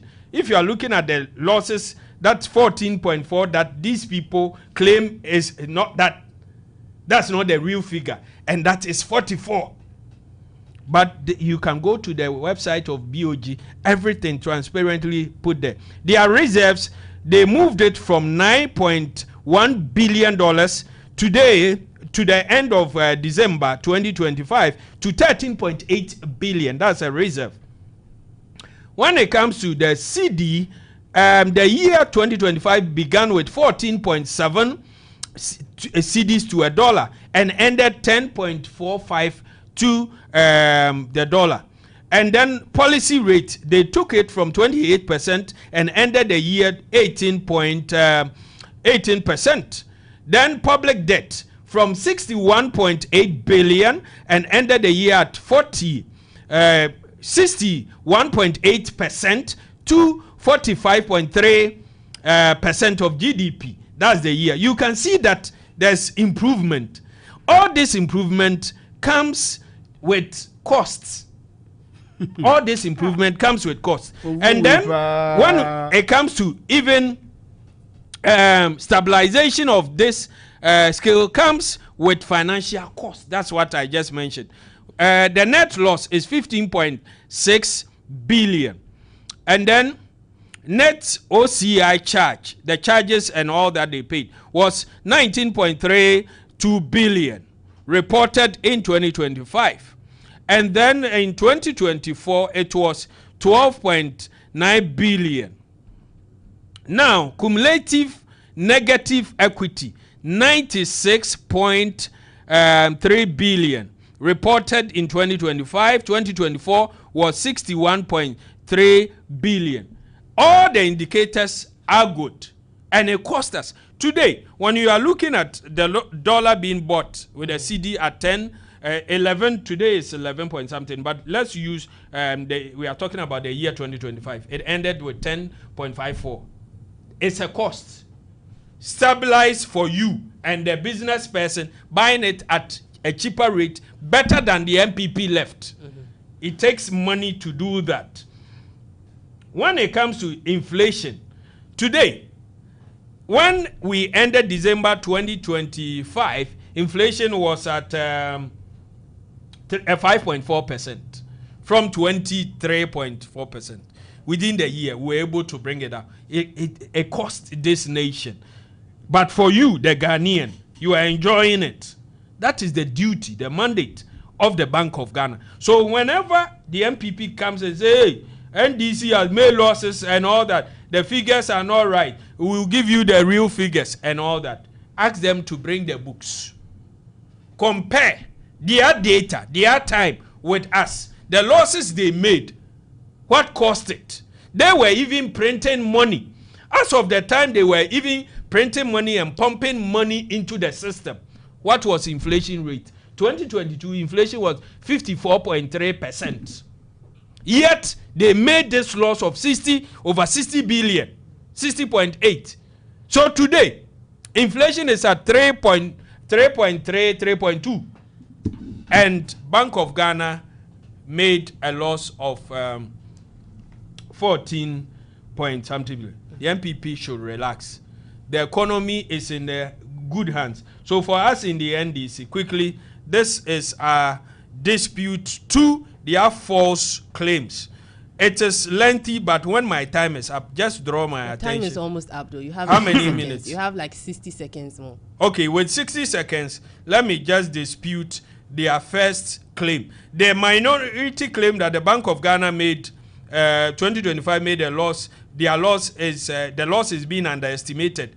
They argue that the true loss is not 15.6 billion, as I indicated, but it's 34.9 billion when other comprehensive incomes are added. It moves up to 44 billion. That is the claim of the NPP. For us in the NDC, the majority, mighty majority, we say that we have taken note of this, and the public also know this. This is our response. First, it's not, the headline is not a loss. The audited finances statement clearly reports a loss for the year of 15.63 billion. This is derived from the total operating income of 22.28 billion and the total operating expenses of 37.91 billion. This is the official audited loss. So when you hear this loss and all that, ask what went into it. We have been able to even increase the gold reserve. It comes at a cost to the state. Thank you Everything very much, Evangelist. the MPP claim we have disputed is not true. The MPP has never been truthful to Ghanaians, and they will never be. Right. Listen to Alaji and his claims now. Yes, please. Alaji, please, what reason does the minority allege that the losses that they are telling us that they recorded? Let me ask you a question. Please. A harmless question. Has losses been recorded or not by Bank of Ghana? It has. It has. So why is he ranting? He's saying the minority is saying that it is 44. They understated the losses that they recorded. They are saying it's 15 point something billion Ghana cedis. But the minority, on the other hand, is saying that no, this is not true. Cumulatively, you recorded more losses than you are not being truthful to the Ghanaian exactly. people. You see why he's suffering, and he will continue to suffer in their defense. Look, you people, there is nothing that is new under the sun. Everything that you people are experiencing today are experiencing what you are experiencing today as a result of what you said when you were in opposition. Look, in 2020, the entire world, the whole world, the globe, was hit hard by a global pandemic. Every country has to close down. There was no transportation movement. The sea movements were all shattered. The air everywhere. Even in your house, you were told to remain in the room. Is that not the case? That's the case. As a result of all of these things, in Ghana, salaries of workers were paid. Look, true of us. True. Yes. At the time, the government saw that there was the need to support the Ghanaian who is even not in the helm of public sector. They are home. They needed to be given food, water, electricity, whatever. Even with that pandemic, we did not incur what you people are telling us today. What has happened today? What has happened? Tell me one pandemic that we have come into contact with that culminated into the losses you people are giving us. You went to sell gold. We had losses, $240 million. You understand?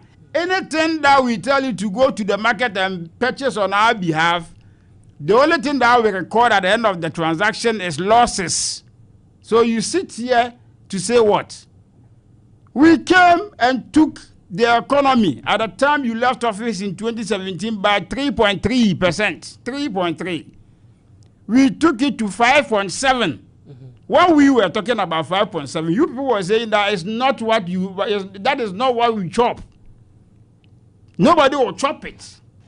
You needed something different, to the extent that the city president has to say, does that buy kenke and fish for you? He said no. He said, So today, the very thing that you people said and chastised, you sit here in the comfort of your of your swivel chair, you say whatever you want to say, telling us that the figures were this. Look, the minority is saying it's 44 billion. Bring your justifications and counter what they are saying, because it's all from the minority members of Finance Committee of Parliament. They are saying whatever they are saying. They held a press conference, not me. So if you have any counter claim to that effect, go and counter. Look, for you people, we know you. That is NDC for you. Anytime they are in government, losses are recorded. Look, I can tell you for sure that the sort of losses that we record, they've not been computed together. When they finish with the computations, you get to understand that these people are leading us into abyss. I'm telling you. But you see, all of these things that they are doing, like I keep saying, as I said earlier on, it gives me a whole lot of confidence. Whatever NDC is doing, whatever NDC is saying today in government, the very things that they chastise us, which they are in power today and they are doing the right opposite of it, gives me the impression and the confidence, and it is personal, my adrenaline, that inshallah, His Excellency Dr. Mahmoud Bawumia will be the next president of this country. And with all of these political gymnastics, where you go and cook your own figures, you come and say, you can cook figures and put it out. But don't forget that the mighty minority are in parliament with your people. Anything that you say, you can never hide it under the sun. Once they are there, they will give the Ghanaian people the true reflection and the true picture of whatever has to be known by every Ghanaian. And people, most of the people will not even say anything because they have no opportunity like we are having to come and talk to you. But you see, look, people are peeved. As I'm saying, people are very peeved. Precisely when it gets to your justifications of MPP when MPP was there during MPP time. Today you are in the you people cry. What is worrying you? NDC for Edenham. You are in government when your follies and your failures have been pointed out to you. MPP for no year say. So you have been voted for. You promise to reset everything. Reset. Today, the very government, Nana Addo Dankwa Akufo-Addo, you labeled that we were not tolerant. Today, even people who chastised Nana Addo Dankwa Akufo-Addo openly without any whisker, where we did not even mind them or even go to harass them, they are afraid of talking today because they think that anytime they talk, you will send your guys to come after them. And this is what is happening in Ghana today. So you see, look, losses have been recorded. Gold Board losses has not been finished with. Bank of Ghana losses have not been finished with. When His Excellency Dr. Mahmoud Bawumia assumes office, you people will come back and explain to us the pandemic for which we felt and for which we experienced that culminated into the losses to the tune of 44 billion that our minority are talking about. Because look, there is no justification. You can say whatever you want to say, but the truth still stands that look, losses have been recorded. You people are talking about inflation. Inflation, yes. The whole world, when COVID hit, the whole world had their inflation over the rooftop. Okay, which country did not suffer inflation as a result of COVID at the time? You sit here and forget about some of the things that happened at the time, then you say things. Meanwhile, today, there has been no pandemic anywhere, but losses have been recorded to the tune of 44 billion, and you sit here and say, oh, you have justifications to make. There is no justification. You can say whatever you want to say. You can make noise. but your people will come to answer. I'm assuring you. Okay, Alaji. Thank you very much. I think we should be taking closing statements right now. Yes. Our time is almost up. Yes. But someone also sent a photo of their receipts when they went to buy electricity from the You've gotten some? Yeah, I have. And the person said there was no deduction? deduction made. Yeah. And so I don't know if it's a problem specific to, but we have to look more into that. Closing statements. We don't have time. So you had one person. You had one person. You had one person. I'm excited that I came let with, us put together some from today. Next week at the time I come, I'll bring you some. I could have quickly shared from the majority outside that the losses that were made were it's just 15 point something, not 44. But I went to the Bank of Ghana page to also, that's where I started my argument from. But Alaji is just saying that no, what we are saying is not, yet he provided no documentation to back. He is saying we should bring it. Did Bank of Ghana come to announce it? Is there.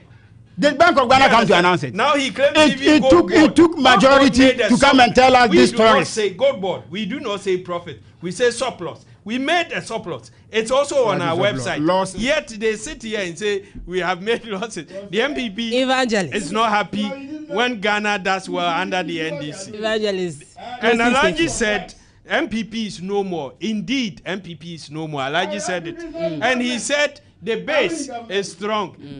Have you heard of the base? They are strong. Yes. Alaji, thank you for your admission. Mighty minority. Alaji. Yes, so you see, what we are saying is this, that for NDC, that is their trump card.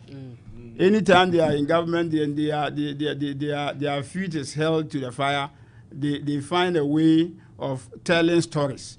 Today, the light is not on, the people are making noise, fix it. Losses have been recorded at Bank of Ghana. No amount of justifications and explanations can take you out of this mess. We will amplify it. We will remind Ghanaians of it. And look, losses were recorded at Gold Board. Whether you people like it or not, we gave you money to go and purchase gold on our behalf. By your return, losses were recorded. You sit here and say, oh, it's not losses. You mentioned you gave surplus. A certain word. Surplus. What sort of gymnastics of words are this? You don't use profits. They make surplus. It's their own palaver. Okay. Today you have answers to all questions. That is how. You see, when you are in government, you have answers to everything. Speaking from experience. You understand? But that's how it is. Because you have answers to everything. But when it gets to a point where you are sitting on the flanks, that is where you see where you've led us to. So we are good to go. And inshallah, we strongly believe that MPP, we are coming very strong. We are putting our heads together. We are putting everything under at the ground just to make sure that we come. And everything points to one fact. That MPP is better than NDC. Thank you very much, Alaji Ali. Can you compare yourself to MPP? And Evangelist Richard. So that's our show for now. My name is Janice Opoku Ajima. I was here with Alfa Ali Isa and Mark Waja. We'll see you tomorrow, God willing. Still in work mode. Of course, we're still in work mode.